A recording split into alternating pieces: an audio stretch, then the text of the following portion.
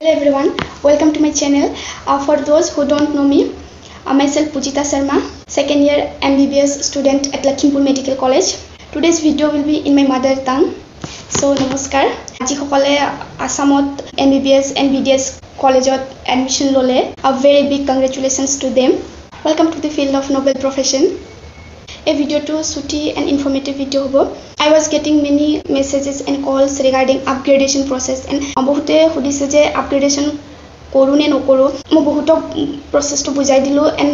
reply কৰিলো but সকলোৰে calls and message reply কৰাটো মোৰ কাৰণে possible নহয় so মই আজি DME website visit কৰিলো and দেখিলো যে upgradation process to postpone হৈ গৈছে choice filling so ভাবিলো ভিডিও এটা বনাই দিও কাৰোবাৰ যদি কিবা ডাউট থাকি গৈছে then clear হৈ যাব. First question is should I upgrade my college or not? Same question moyo khudisilu seniors ok LMCH or jetia moi CAMCH asilu and second downer karone choice filling koribo hoisile to I was also confused ki upgradation koru ne nokoru to according to my experience sobore eta dream college thake jetia preparation kori thaka hoy to jodi he dream college to tumalke etaleke puwa nai and tat jabo bisaisa then definitely choice filling korute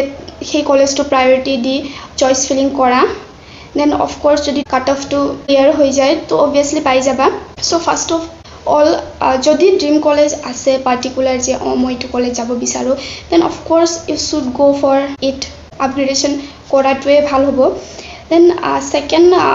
confusion ki hoy bahute muk a question to korise je old college versus new college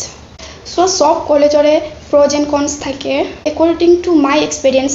যেহেতু মই অকল এবছৰ আছো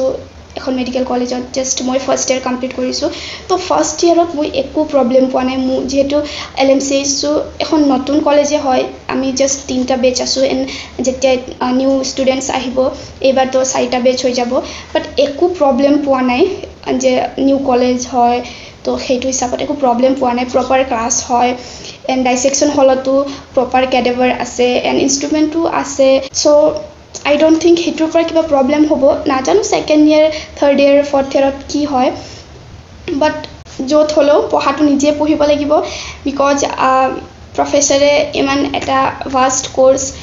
pohayo khatam korabo noar lecture and sob professor ami bujiu na pao so ultimately ami nije pohibo lagibo jodi kiba buji na pao video lecture sabo lagibo and books pohibo lagibo ultimately so second doubt to eto hoy gol and third and it is the most important factor mor hisapot upgradation kora nokora khetrot je MBBS life ot ghoror pora kiman distance ase tumar college to it bahut matter kore bahut besi matter kore moi class 6 or pora hostel ot thaka chale but moi MBBS first year ot jiman ghor golu আগতে মই কেতিয়াও ইমান ফ্ৰিকুৱেন্টলি ঘৰ যোৱা নাছিলো মানে মোৰ ঘৰলে মনতে নপৰে মানে জাস্ট ভেকেশনত যাও আৰু তেনেকা টাইপৰ আছিল বাট ইয়াত অহাৰ পিছত লাইক একেবাৰে নতুন এটা এনভায়ৰনমেন্ট হয় যোনটো আমি আগতে একেবাৰে এক্সপেৰিয়েন্স কৰা নাই যি সকলে ঘৰত থাকি ইমান দিন পঢ়িছে তেখেতসকলৰ কাৰণেটো একদমই নতুন এনভায়ৰনমেন্ট বাট যি সকলে মোৰ নিচিনা হোষ্টেলতে থাকিছে ষ্টিল ইয়াত বহুত ডিফাৰেন্ট হয় ইয়াৰ সিলেবাস পঢ়া শেডিউল মানে ক্লাস শেডিউল মানে হেক্টিক হয় এন্ড এক্সামস বুৰ মানে বহুত স্ট্ৰেসফুল এনভায়ৰনমেন্ট হয় কেতিয়াবা হেক্টিক হৈ যায় তো হেতু সময় যদি আমি ঘৰত গৈ পেলাই মা দেউতাৰ লগত যদি এদিন থাকিব পাৰো ঘৰৰ এখাজ ভাত যদি খাই আহিব পাৰো তো স্ট্ৰেস ৰিলিফ কৰাৰ কাৰণে এটো এটা একদম পাৰফেক্ট সলিউশন হৈ যায় আৰু বহুত ক্ষেত্ৰত ঘৰৰ পৰা ডিসটেন্সটো obviously মেটাৰ কৰে বাট স্পেশালি মেডিকেল ফিল্ডত এইটো কোৰ্সত MBBS হক या BDS হক যোনবোৰ টাফ কোর্স হয় যত আমি নিজে নিজক চাব লগা হয় ইয়াত কোনেও কাকো চাবলৈ ইয়াত টাইম নাই সব নিজৰ কাৰণে কিবা প্ৰবলেম হৈছে নহৈছে মানে তুমি নিজে নিজকে চাব লাগিব তো হেতু সময় ঘৰৰ পৰা ওচৰত থকাটো এটা বহুত like you should consider yourself luckiest like মই নিজকে কনসিডার কৰো কাৰণ মোৰ ঘৰ ইয়াৰ পৰা 1 ঘন্টা দূৰ হয় সো যদি তুমি এতিয়া ঘৰৰ ওচৰৰ মেডিকেল কলেজ পাই আছা নিয়াৰেষ্ট মেডিকেল কলেজ তো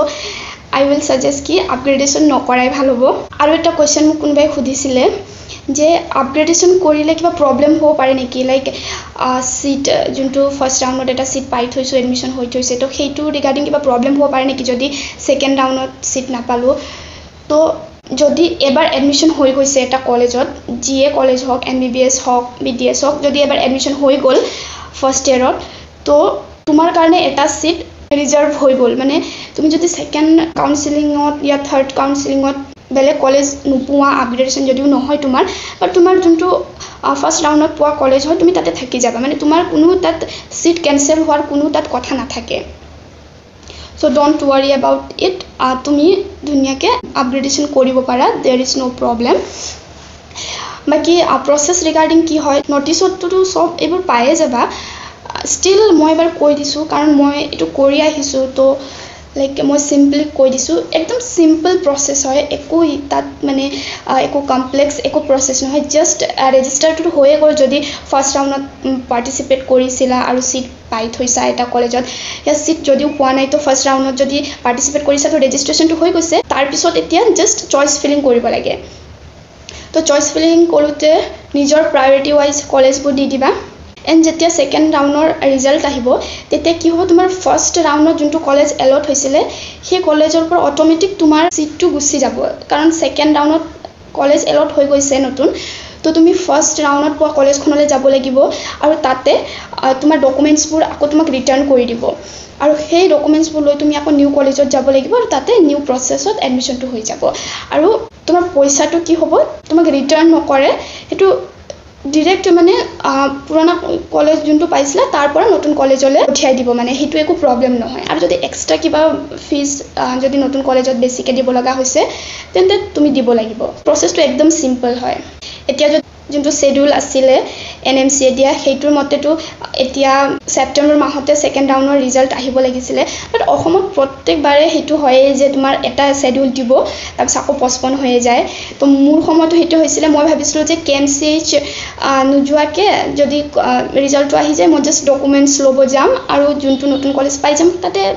গুছি যাম মোৰ বস্তু লৈ বাট তেনেকুৱা নহল সেম এবাৰৰ নিচিনা আমাৰ পস্পন হৈ গ'ল তো মই কেএমসিএইচ গৈ তাতে থাকিব লগা হল কেইদিনমান হোস্টেলত এডমিশন কৰি তাৰ পিছত আকৌ ৰিজাল্ট দিলে তাপা এলএমসিএইচ আহিলো সো হেতুটো একো প্ৰবলেম নাই